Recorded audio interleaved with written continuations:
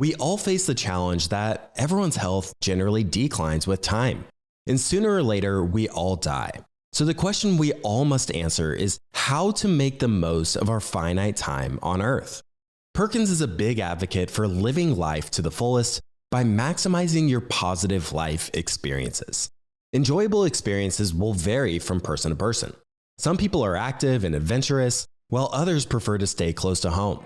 Some get great satisfaction from splurging on themselves and their families and their friends, while others prefer to spend their time and money on those less fortunate than themselves.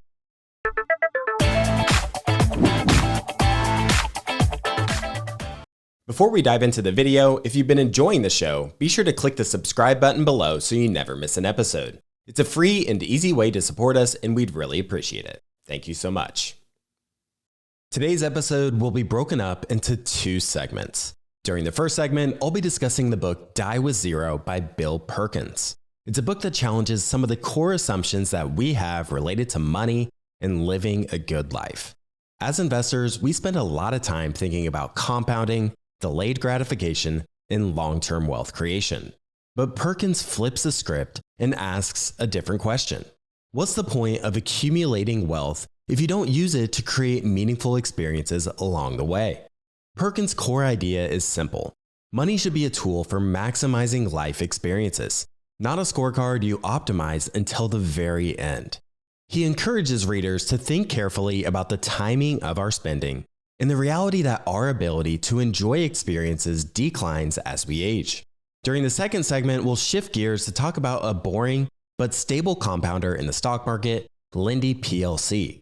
From 1993 to year-end 2024, Linde's stock has compounded at 12% per annum versus the S&P 500 returning 8% over that same time period.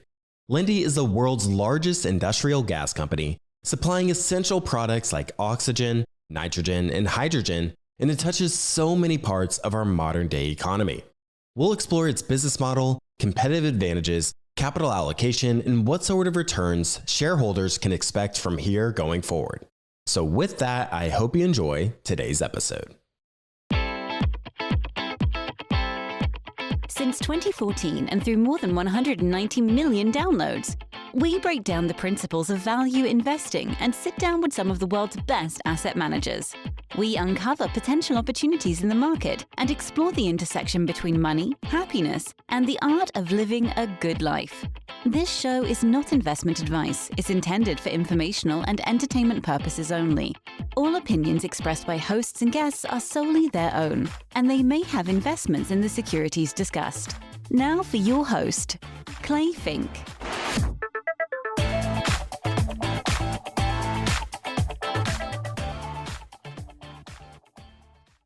Hey everybody, welcome back to The Investors Podcast. I'm your host, Clay Finck, and during this first segment, I'll be sharing what I learned from reading the book Die with Zero by Bill Perkins.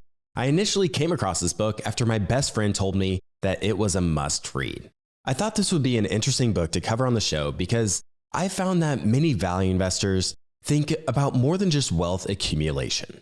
Living a good life is also about how we choose to spend our time, who we choose to spend our time with, and how we spend our money. Many people who enjoy accumulating wealth use money as their scorecard for success. And the main takeaway that Perkins wanted readers to walk away with was to realize that money should be used as a tool for creating memorable experiences, not just a scorecard to maximize until death. Perhaps controversially, he encourages readers to spend and give money during years when they're able to actually enjoy it, instead of dying with a substantial amount of unused wealth. My friend David Fagan from our mastermind community, he recently shared this idea on a call he hosted with the group, where he essentially said that much of life is a paradox. On the one hand, we're told to push our limits, be the best that we can be, and let nothing stop us from achieving success.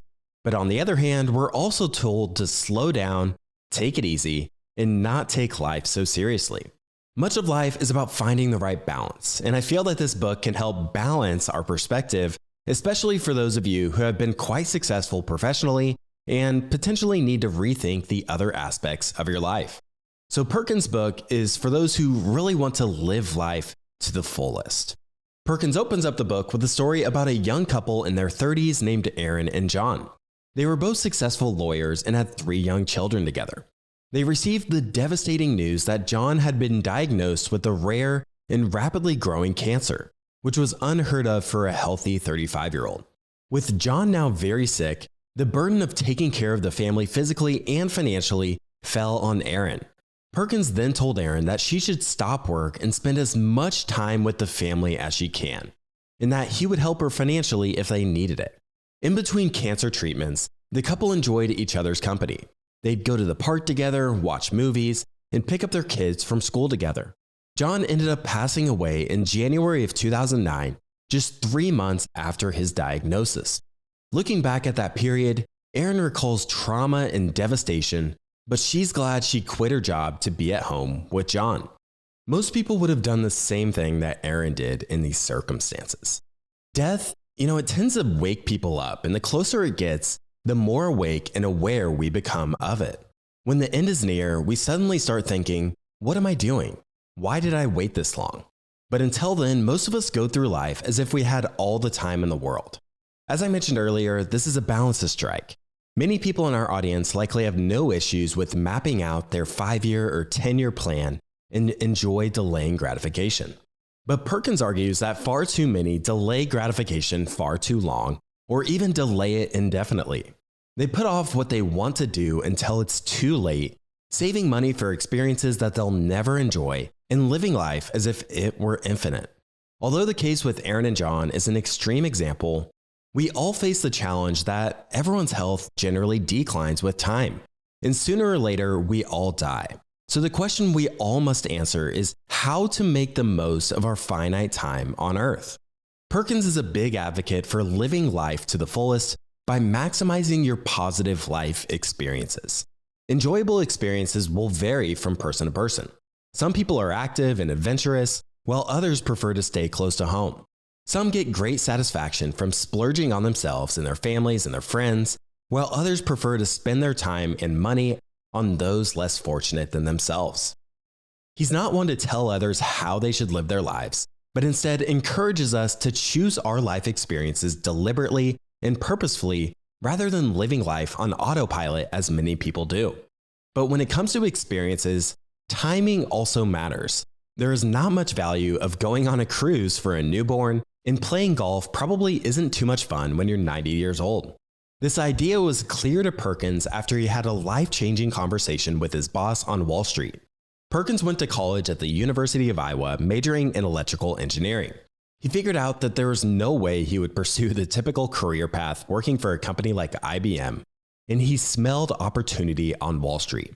So he took a job on the floor of the New York Mercantile Exchange, making just $18,000 a year in the early 1990s. Living in New York, he had very little disposable income, and he started driving his boss's limo at night to earn extra cash. Perkins was proud of his thriftiness, and he managed to save $1,000 on such a small income. He was so proud that he even told his boss, thinking that he would also be proud.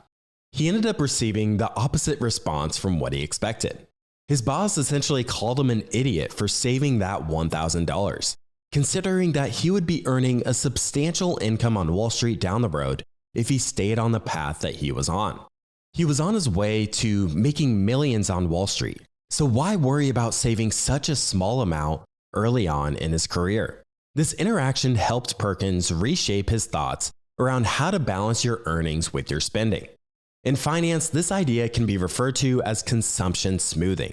Our incomes might vary from 1 month or 1 year to another, but that doesn't mean our spending should reflect these variations. We might be better off if we evened out these variations, and to do that, this means transferring money from the years of abundance into the leaner years. Perkins didn't know for certain that he would make it big on Wall Street like he did, but he was fairly certain that in a few years, he would be making much more than he was when he was just starting out. He couldn't predict the magnitude of it, but he was right to be confident in the direction of his earnings over time. Perkins' thinking was also impacted by the book Your Money or Your Life, which talks about the intersection between how we spend our lives and our money, and it aims to help people live their lives more intentionally. The authors urge us not to sacrifice our lives just for the sake of money. Instead, Perkins is a big believer in the value of experiences. Experiences don't have to cost us a lot of money, and they can even be free. But worthwhile experiences do usually come at some sort of cost. The unforgettable trip, the concert tickets, the pursuit of an entrepreneurial dream, or a new hobby. All of these cost money. To Perkins, this money is well worth spending. Many psychological studies have shown that spending money on experiences makes us happier than spending money on things. Unlike material possessions, which seem exciting at the beginning, but then often depreciate quickly, while experiences actually gain value over time. They pay what he calls a memory dividend. Carson from the movie Downton Abbey stated, "The business of life is the acquisition of memories. In the end, that's all there is." Towards the end of Perkins's father's life, he was at the point where his physical ability had diminished, and he wasn't able to travel. So instead, Perkins gifted him a shamelessly sentimental gift, an iPad full of memories. As a college student, he had played football for several seasons at the University of Iowa, so Perkins took a highlight reel from that glorious season, had it digitized, and he put it on the iPad. We're always reliving our life through memories, and putting them in this format would make them more vivid and easier to relive. As his father was too old to acquire significant new experiences, he could still derive great enjoyment from the highlight video. He thought that it was the best gift he had ever received. When one is too frail to do much of anything else, you can still look back on your life that you've lived and experience immense pride, joy, and the bittersweet feeling of nostalgia. When it comes to spending money, many people who put a lot of emphasis on saving and little emphasis on actually enjoying the money, they probably think a lot about return on their investment. Stocks often pay a dividend and appreciate over time, and real estate generates rental income. Experiences can also be seen as investments, which would probably shock some, but the payoff from an investment, it doesn't have to be financial. When you spend time or spend money on experiences, they are not only enjoyable in the moment, they also pay an ongoing dividend. Perkin then gets into why he believes one should die with $0 in their bank account. In the book, he talks a lot about how people live on autopilot. They go to the same job, have the same routines, automatically save and invest, and possibly aren't living life as deliberately as they should. Perkins had a young friend named John Arnold who would eventually become a billionaire. Arnold started a successful hedge fund called Centaurus. On one difficult day, he turned to Perkins and told him, "Once I make $15 million, if I'm still trading, punch me in the face." Arnold was a brilliant trader, and he would definitely surpass the $15 million mark. The goalposts then moved to $25 million, then moved to $100 million. When you're on a winning streak that big, it's hard to stop, even when your rational mind tells you that you should. He understood perfectly well that at a certain point, it makes a lot more sense to spend money doing the things you love instead of simply earning more money. But his numerical target continued to shift, and as his wealth grew, his leisure time continued to diminish. Arnold ended up running Centaurus until 2012 when he was 38 years old, and he built a personal fortune of $4 billion. Now, the vast majority of people can only dream of retiring at 38, but Perkins argues that he retired too late for two reasons. First, he'll never get back those years that he spent just focusing on making money. He'll never be 30 again, and his children will never be babies again. Second, he made so much money that he faces the issue of likely never being able to spend it all. Arnold didn't particularly enjoy running his company, so part of the reason why he continued to do so was just simply out of habit, and that habit can be difficult to break. Earning money is society's way of recognizing a job well done. And once you're in the habit of working for money to live, the thrill of making money exceeds the thrill of actually living. The example of John Arnold is again an extreme example, but it highlights the same psychological forces at play for many people. Many people feel like they can never get enough, and as their net worth grows, their goalposts just continue to shift. Perkins then explains that if you spend your life earning money and then die without spending all that money, then you've needlessly wasted too many precious hours of your life. Now, I feel like this point goes a little bit too far for me, but I definitely do resonate with it to some extent.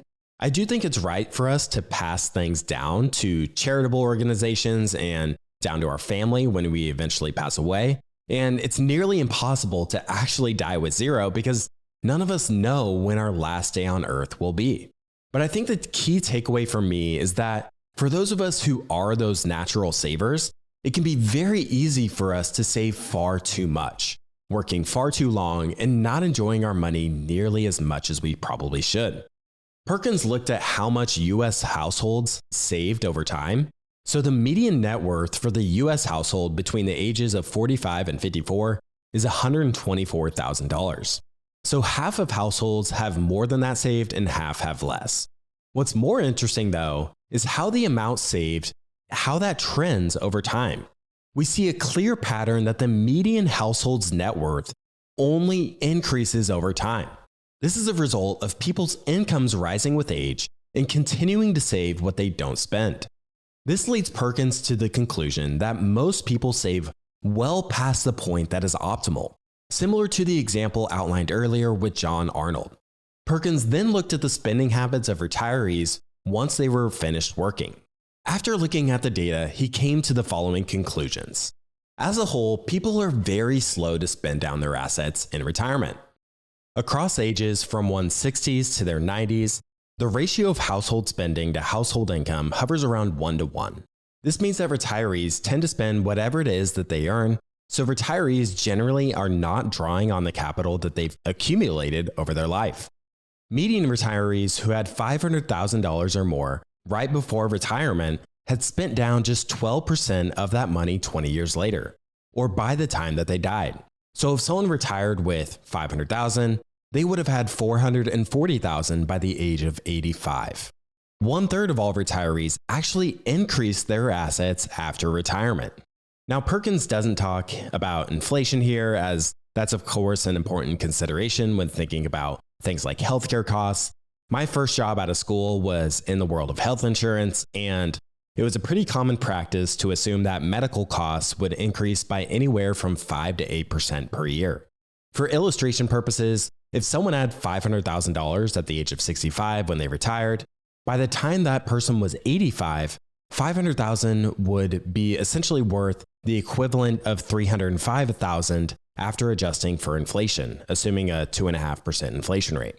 The good news, though, is that retirees tend to have much of their assets invested in stocks and bonds, which helps mitigate the impact of inflation over time. So after analyzing retiree spending habits, it's clear that most people do not aim to die with zero. And there are a couple of reasons as to why that is. The first is that we're saving all this money until we retire at, say, the age of 65, only to not have the energy in our 70s and 80s that we had in our earlier years.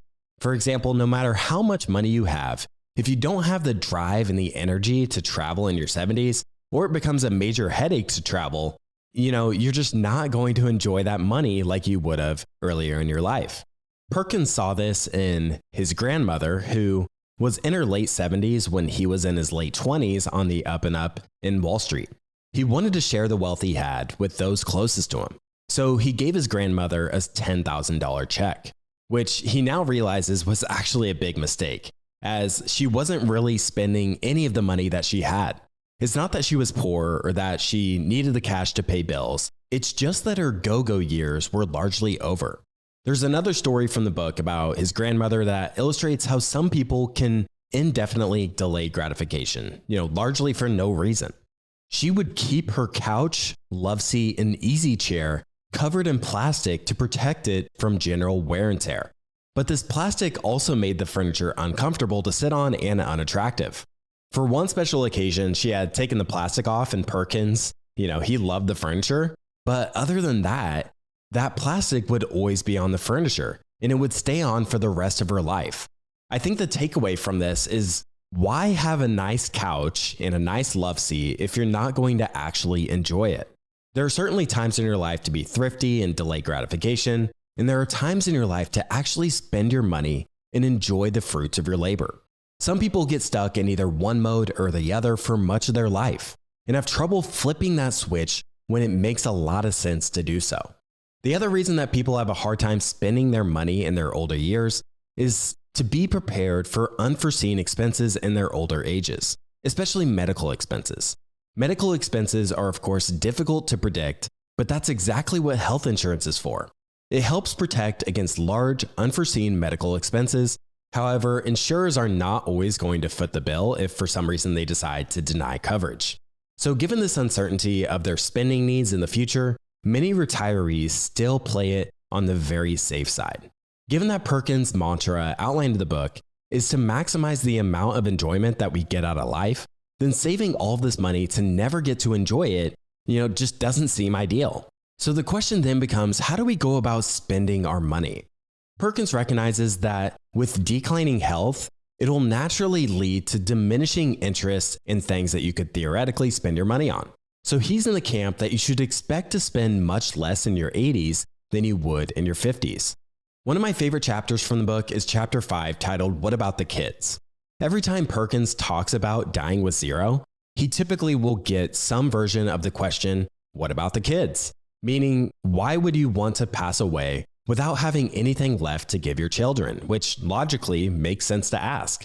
It feels a bit selfish if one makes all this money throughout their life, only to pass away and leave their kids without any sort of gift or inheritance. Perkins, who has 2 children himself, he recommends giving to your children earlier in life rather than just when you pass away. Federal Reserve data shows that the typical inheritance is passed down to children around the age of 60. That's a natural result, as the most common lifespan is 80, and the most common age gap between parents and children is around 20 years. And most of the money that children end up receiving from their parents ends up being through an inheritance instead of through a gift earlier in their life. The utility and value of money changes as we age and accumulate wealth. So a monetary gift at the age of 30 is actually much more meaningful than at age 60, because when we're younger, you're at the stage of your life where you're getting your footing, you're buying a house, and ensuring that you live in a good neighborhood, and starting a family. Likewise, when you're 60, your kids have moved out, you may have paid off your house by then, your retirement assets have potentially grown to a level where you're very comfortable, and getting an extra gift from your parents might make little to no difference in your life. Through this lens, one could argue that a $25,000 gift at age 30 is more valuable or makes more of an impact than a $250,000 gift at age 60. Furthermore, a 30-year-old can also arguably enjoy the money more than a 60-year-old can. As one ages, the utility of money declines considerably. Are you looking to connect with high-quality people in the value investing world? Beyond hosting this podcast, I also help run our TIP Mastermind community, a private group designed for serious investors. Inside, you'll meet vetted members who are entrepreneurs, private investors, and asset managers, people who understand your journey and can help you grow. Each week, we host live calls where members share insights, strategies, and experiences. Our members are often surprised to learn that our community is not just about finding the next stock pick, but also sharing lessons on how to live a good life. We certainly do not have all the answers, but many members have likely faced similar challenges to yours. And our community does not just live online. Each year, we gather in Omaha and New York City, giving you the chance to build deeper, more meaningful relationships in person.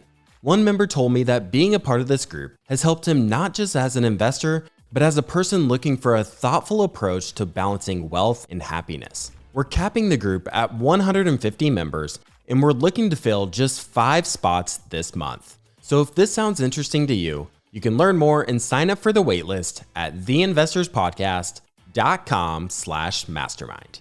That's theinvestorspodcast.com/mastermind, or feel free to email me directly at clay@theinvestorspodcast.com.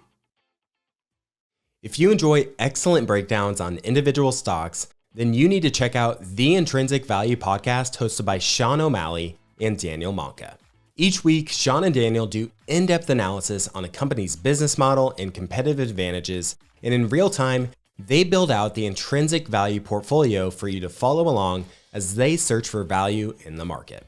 So far, they've done analysis on great businesses like John Deere, Ulta Beauty, AutoZone, and Airbnb, and I recommend starting with the episode on Nintendo, the global powerhouse in gaming.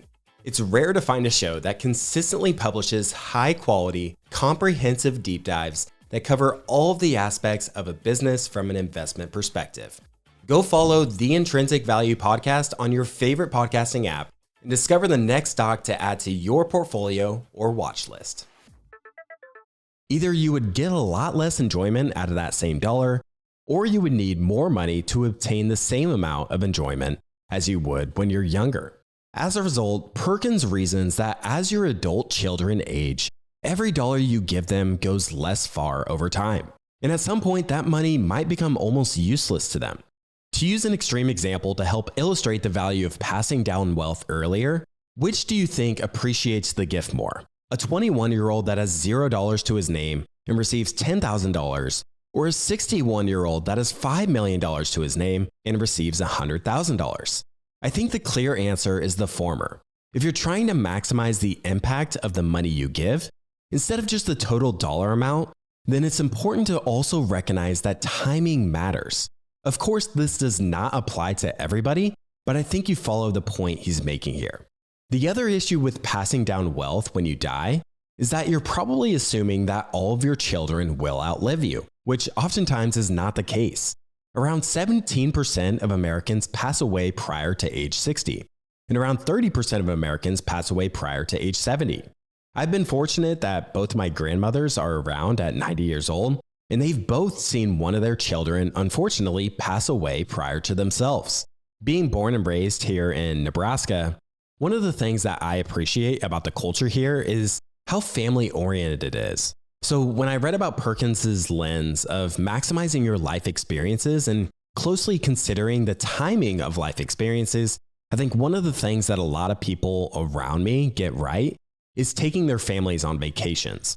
So growing up, I would go boating at the Lake of the Ozarks each summer, and we still have that tradition to this day. Is it the cheapest trip? Absolutely not, but it's also about having those experiences together as a family, because one day, Mom and Dad will not have the energy to drive to the lake, and those memories will carry with their children and their grandchildren for a lifetime. Now today, my parents are in their 60s, so now they get to share those experiences with their grandchildren, which are my 3 nephews. These types of investments pay dividends that may not be as obvious on the surface. Researchers have found that young adults who, as young children, received more affection from their parents come to enjoy better personal relationships, experience better health outcomes, and also have lower rates of substance abuse and depression. Perkins' overall thinking on spending money, it sort of goes against what I feel myself and probably how many people in our audience feel. We're often told to start saving money early in life to take full advantage of the benefits of compounding and to not fall prey to the hedonic treadmill, which explains for as one incomes rise, their spending tends to rise in tandem. Well, this is exactly what Perkins believes is the right thing to do. But I think we generally all still view spending money in a similar light. We need to strike that balance between spending on the present on things you value and saving intelligently for the future. If we think of making the most of life as simply maximizing our life experiences, then traveling is one thing that many people would like to take advantage of. But traveling has its difficulties as it requires time, money, and health. When you're old, your health is in decline. And when you're young, you might not have the time and/or the money. This is why Perkins encourages readers to travel as soon as they can, preferably in their early 20s. Even if you don't have a lot of money, you should travel because it's the one time in your life where you have the time and the health. By the time you're in your 30s, you might have kids, then you likely won't have the opportunities to travel abroad for an extended period of time. A similar line of thinking can be applied to sports. If you enjoy playing sports, you should do so when you're young because the older you get, the more difficult it is to play sports and the harder it is to enjoy. In my spare time, I enjoy lifting weights, playing basketball, playing pickleball, all of which are activities I thoroughly enjoy and they help keep me in shape. I also play golf from time to time, but it depends on the day whether I truly enjoy it or not. Furthermore, the rate at which you decline physically is partially up to you. The better you maintain your health, the less steep your decline is expected to be. Nothing has a greater effect on your ability to enjoy experiences at any age than your health. I think some people are fed the narrative of looking forward to retirement because of all the free time you're going to have. You're going to be able to enjoy the money you've saved up all those years. But the real golden years of enjoying the fruits of your labor come before the traditional retirement age of 65. So it's all about finding the right balance between time, money, and your health. At different points in your life, each of those is going to look different. When one is middle-aged, say in their 40s, still in good health, and is in a great financial position, the biggest constraint is likely having time. So this is a period of your life where it can make sense to exchange your money for more time when that allows. That might mean hiring out tasks that take up your free time, like house cleaning, yard work, home maintenance and repairs, or even cooking or grocery shopping. Sometimes it's easy for me personally to outsource some of these things, but there's still those tasks that are just difficult to outsource to somebody else. Something like house cleaning is something I just don't really hesitate to outsource, as that time can either be used to earn more money or just do something that I enjoy. In Chapter 7, Perkins discusses time bucketing your life. When Perkins' daughters were little, he would often watch kids' movies with them. But then one day, his younger daughter was 10, and she just wasn't as interested in watching movies anymore. All of a sudden, she was too old for it. If someone had told him that at this specific date, at this specific time, his kid would stop wanting to do this activity with him, then he would probably have done it more and made the most of it. But unfortunately, in real life, we do not receive this luxury. We sort of assume that some things will last forever, but of course they don't. But recognizing that they don't last forever, that everything fades and dies, can make you appreciate everything more in the here and now. Die with Zero is predicated on the hard, cold truth that we all die, and as we age, our health will gradually decline. But there's another less obvious truth about dying that has important implications for how you should live your life. We all die a multitude of deaths throughout our lives. There will also be a last time that Perkins goes wave running, a last time playing in a poker tournament, and a last time to board a plane to fly somewhere exotic. It's kind of sad to think that eventually the teenager in you dies, the college student in you dies, the parent of young children in you dies, etc. Once each of these many deaths occur, there's no going back. Maybe, quote, dies is a bit harsh in this context, but you get the idea. We all keep progressing from one stage of life to the next. The Die with Zero philosophy recognizes this fact and seeks to make the most of each window of opportunity before it closes forever. Perkins discusses the work of Bronnie Ware, who had conversations with patients on their deathbed about the lives they had lived and the regrets they had. There were 5 common regrets they shared among them. The first was wishing they'd had the courage to live a life true to themselves as opposed to the life that others expected of them. It's a regret about not pursuing your dreams and therefore having those dreams unfulfilled. If you ignore what you truly value in life and instead pursue a path that society pushes on you, you risk having real regret at the end of your life. In our American culture, society can push values such as hard work and earning more money and de-emphasize things like leisure, adventure, and quality relationships. The second regret, which was actually the top regret for male patients, was this: I wish I hadn't worked so hard. Now, that's not to say that you should immediately start working less, but instead recognize that our time here is limited. We should try to make the most of what we're given. To help do this, Perkins introduces the concept of time buckets. Time buckets are a simple tool for discovering what you want your life to look like in broad strokes. You simply map out the rest of your life in 5 to 10-year increments for each bucket, and then consider the key experiences, activities, or events that you definitely want to happen during that period of your life. If experiences are some of the best parts of your life, then it's probably good to actually write down some of those experiences that we'd like to have in our lifetime. Some examples can include having a child, running a marathon, hiking the Himalayas, building a house, starting a business, go skiing a certain number of times, and so on. This can help us actually consider some of the really important things that we want to do in our lives. For example, I'd like to spend a couple of weeks in Europe, but I haven't been able to find the time to actually do it. It's easy to live our lives as if we'll be able to make time later, but then life only gets busier, and it becomes even more difficult to make that trip. Mapping out your life in some fashion can help us be more intentional with the things we would like to do throughout the different stages of our lives. In the book, Perkins gave readers an impossible task: to die with zero. But the real aim was to ensure that we live a life intentionally instead of on autopilot, and maximize the use of our wealth to live our best lives possible. That's why dying with zero, at least to Perkins, is a worthy goal. As someone who's a natural saver and oftentimes enjoys delaying gratification, this book really got me thinking a bit differently about how to approach saving and spending my money and living out my life. So during my last episode, which was published a couple of weeks ago, I discussed the drawdown in Constellation software, which primarily occurred due to AI fears. This made me consider what type of company might have near zero risk from AI specifically. Software companies are going to be some of the first targets for disruption, but what companies have practically no chance of being disrupted by new technologies like AI? One of the first companies that came to mind for me was a company that a member of our mastermind community pitched to the group. That company is Linde PLC. So I'd like to give our listeners a bit of an overview of the company and some of the things that I learned from that presentation.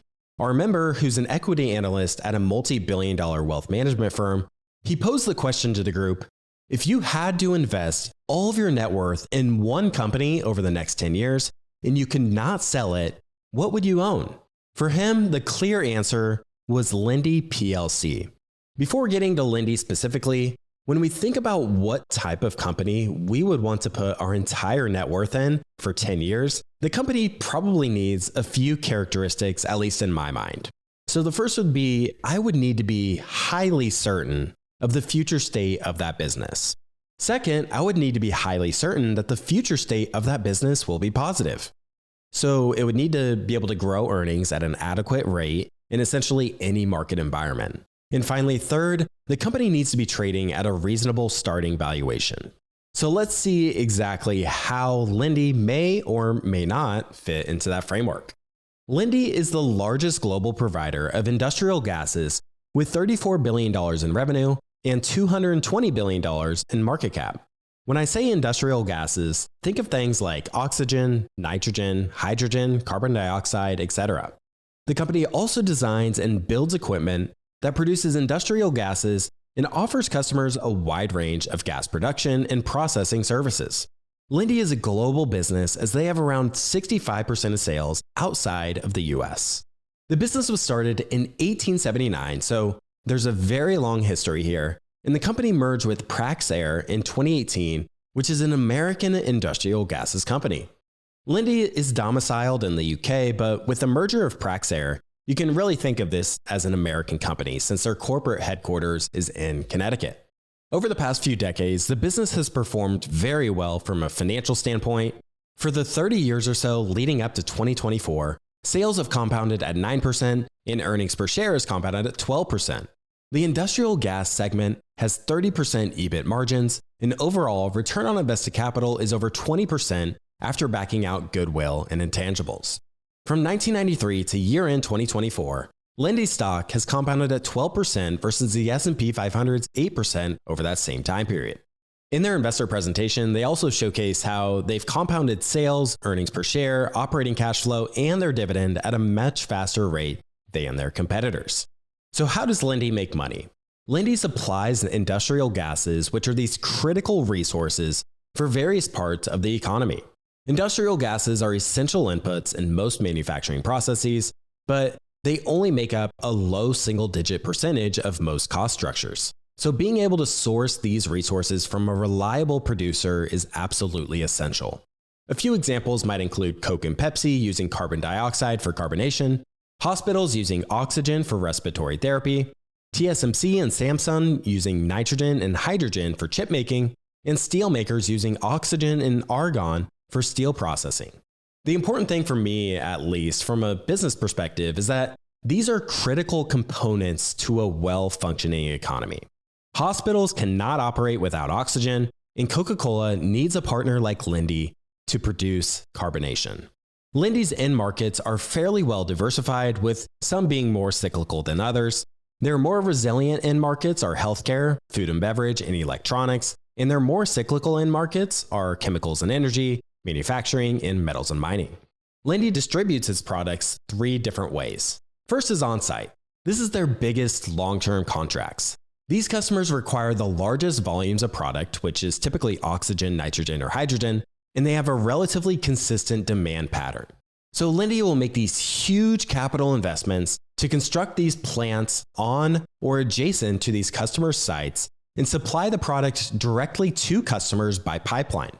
These contracts tend to range anywhere from 10 to 20 years, and they contain minimum purchase requirements and price escalation provisions.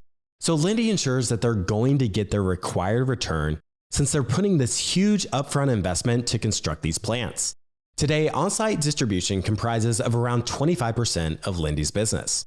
The second form of distribution is merchant distribution. These deliveries generally are made from Linde's plants by tanker trucks to storage containers at their customers' sites, which are usually owned and maintained by Linde and leased to the customer. Merchant distribution tends to be contracts around 3 to 7 years.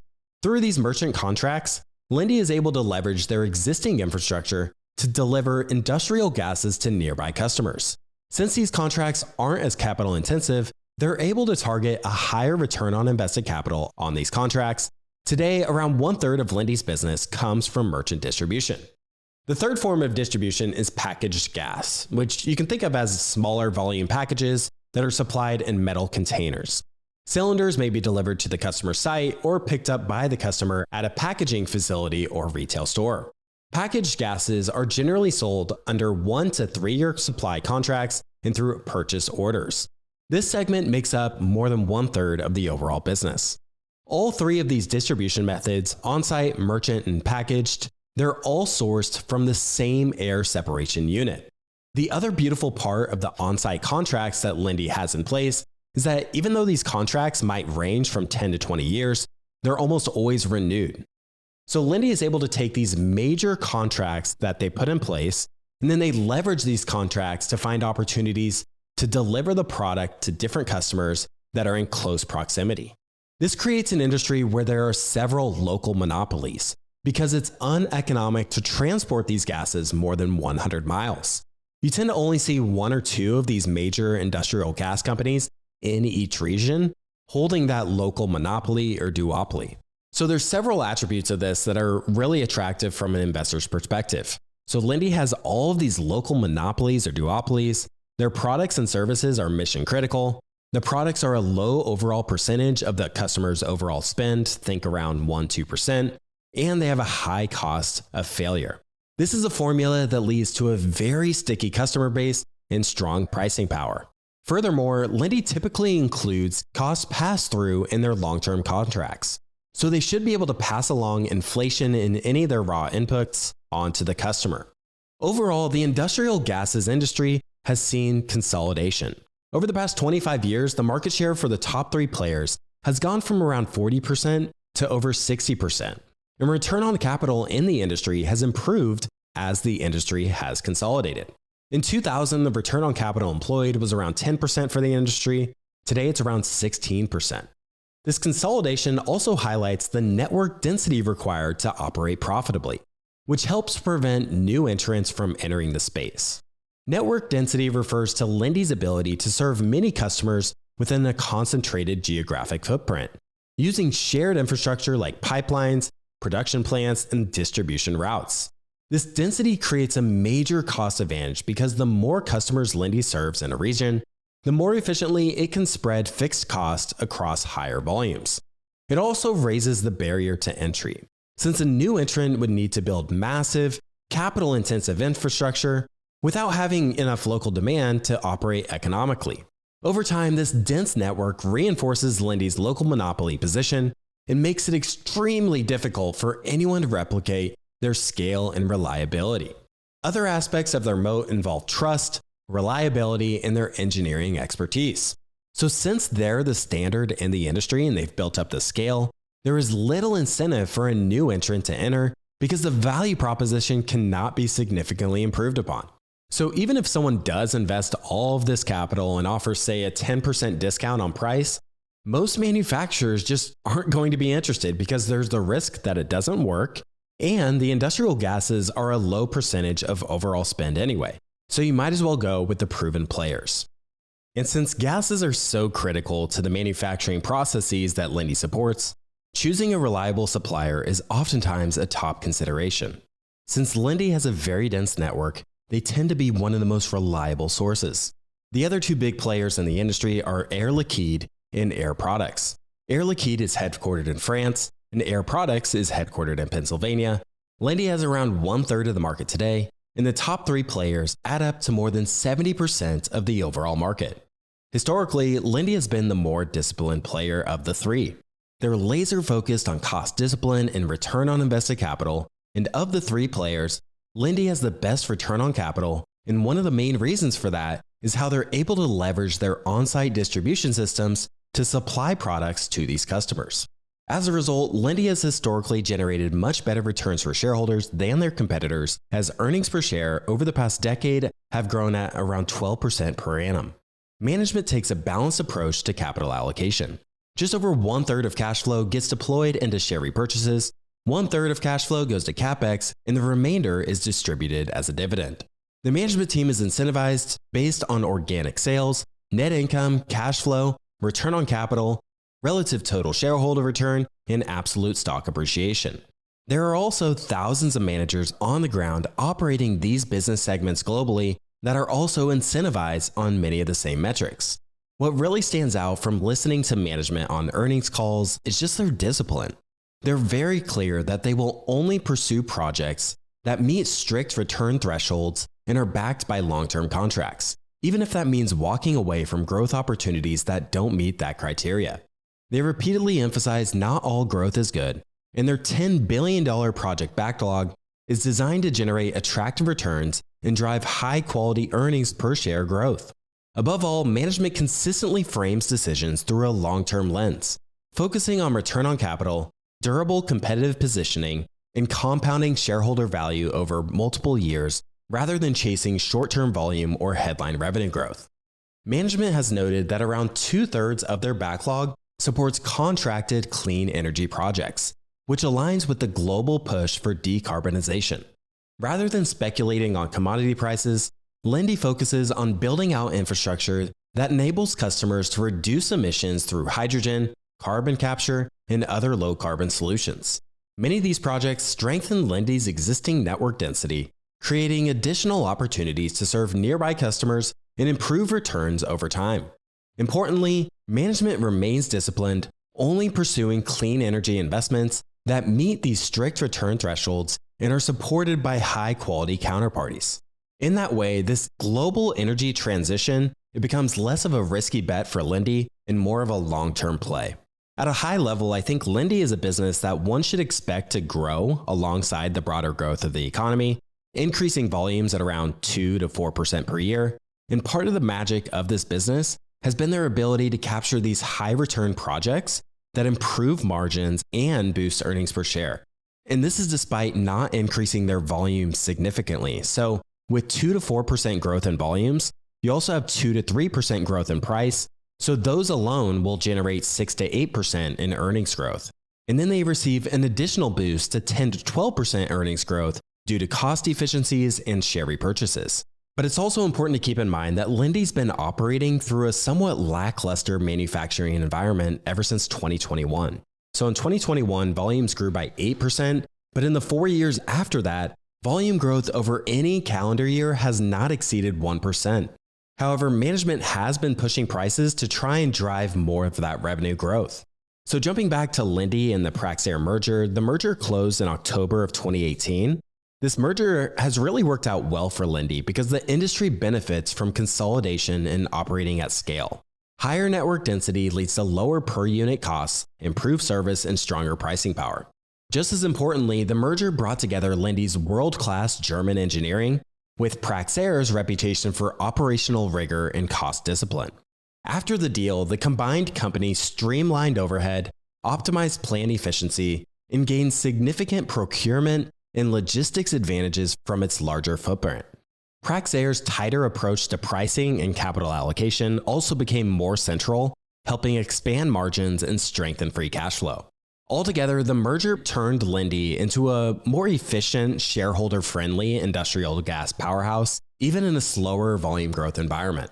So the question then becomes, how much more can Linde continue to improve margins? Upon the merger with Praxair, Linde started to identify areas where there were opportunities to improve margins. If a plant in Mexico was at 40% margin and another plant in Canada was half of that, management would be on their team to do what they need to do to get them to the margin level they needed to be at, whether that be hiking the price or adding necessary tools to improve the efficiency. Alongside pricing, Linde's management team consistently frames productivity improvements as one driver of long-term earnings growth. Even in weak demand environments, they emphasize that productivity is how they keep expanding margins.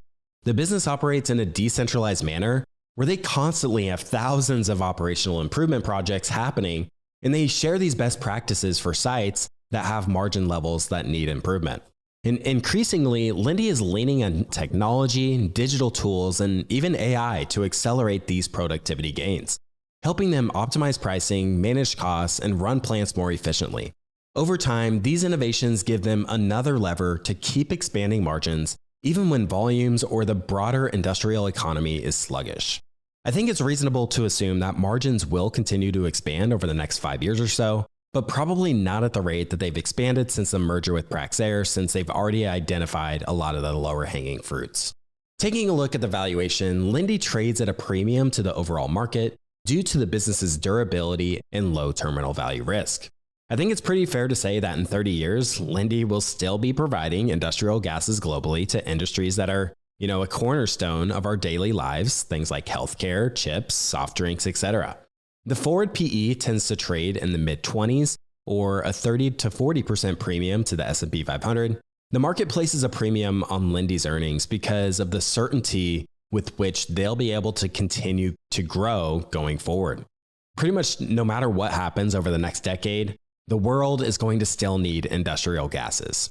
What I think is also important to consider is that volume growth has been quite modest in recent years, with the exception of 2021. So if we believe that the economy is cyclical and things eventually pick back up, then we could see a bit of a tailwind from economic growth, whether that be, Europe's economy gaining traction or the AI and data centers in the US providing a bit of a tailwind. Another key support for Linde's long-term growth is its $10 billion project backlog, with roughly 2/3 of that tied to contracted clean energy investments, giving the company high visibility into future earnings. So as hydrogen, decarbonization, and advanced electronics infrastructure continue to scale globally, Linde's positioned as an essential supplier to many of these projects. In the company's most recent earnings call, they guided for 6 to 9% growth in earnings per share and 0% base volume growth. Over the long term, management expects to grow earnings per share in the 10 to 12% range, which comes from a combination of raising prices, increasing efficiencies, buying back shares, and reinvesting in future growth. Even in a stagnant manufacturing environment, Linde seems pretty well positioned to continue to grow earnings per share at 10% plus. And if the manufacturing environment manages to pick up globally, then we could see Linde benefit due to higher volumes, higher price increases, and increased operating leverage. As people continue to talk about the potential of a recession in the near future, management has even gone as far to say that they've been going through an industrial recession for more than 2 years. While they're seeing massive investments in AI and digital infrastructure, traditional industrial markets like manufacturing, metals, chemicals, and minings, they've been facing continued retrenchment. And Linde's recent performance showcases their ability to continue to be prepared for the worst and ready to capitalize on any upside opportunities that exist. So Linde grew earnings per share by 8% in 2024 and 7% in 2025, and that's honestly pretty remarkable given the macro backdrop that they've been facing. So I wouldn't be surprised to see a business like this to have some upside if the manufacturing base picks back up overall. So to wrap things up and summarize the Linde thesis, Linde operates in an attractive industry with rational players and offers products and services that are mission critical. They have an unrivaled network density, which enables them to offer competitive prices and generate industry-leading returns on capital. They're well-positioned to continue growing with the global transition to clean energy. They have world-class operators with a business owner mindset. From top to bottom, they prioritize increasing efficiencies and achieving higher margins over time. And lastly, The business features best-in-class financial performance with unwavering capital discipline, which positions them to continue to deliver solid returns for shareholders from here. That wraps up all I have to share on Linde today. I hope you found it useful or interesting in some way. So with that, thanks a lot for tuning in to today's episode. I hope to see you again next time. Thanks for listening to TIP. Follow We Study Billionaires on your favorite podcast app and visit theinvestorspodcast.com for show notes and educational resources. This podcast is for informational and entertainment purposes only and does not provide financial, investment, tax, or legal advice. The content is impersonal and does not consider your objectives, financial situation, or needs. Investing involves risk, including possible loss of principal, and past performance is not a guarantee of future results. Listeners should do their own research and consult a qualified professional before making any financial decisions. Nothing on this show is a recommendation or solicitation to buy or sell any security or other financial product. Hosts, guests, and the Investors Podcast Network may hold positions in securities discussed and may change those positions at any time without notice. References to any third-party products, services, or advertisers do not constitute endorsements, and the Investors Podcast Network is not responsible for any claims made by them. Copyright by the Investors Podcast Network. All rights reserved. And I think today we live in a very complex world where a lot of people have excess money and they don't know how to spend it. And they're bombarded with comparisons to other people of their clothes, their house, their jewelry, their cars. And it's just a much more complex world that we live in. What I just said has been true for hundreds of years, but social media just in the last 10 has like dropped a nuclear bomb on this, because it used to be that people compared themselves to their neighbors and their coworkers, and that was pretty much it. And now people compare themselves, particularly young people, to a curated highlight reel of fake happiness, fake beauty, fake wealth on social media. And so it's made it so that it's easier than ever to feel like you're falling behind, to feel like other people are doing better than you. And what does social media maximize for? I think it maximizes for FOMO and anxiety.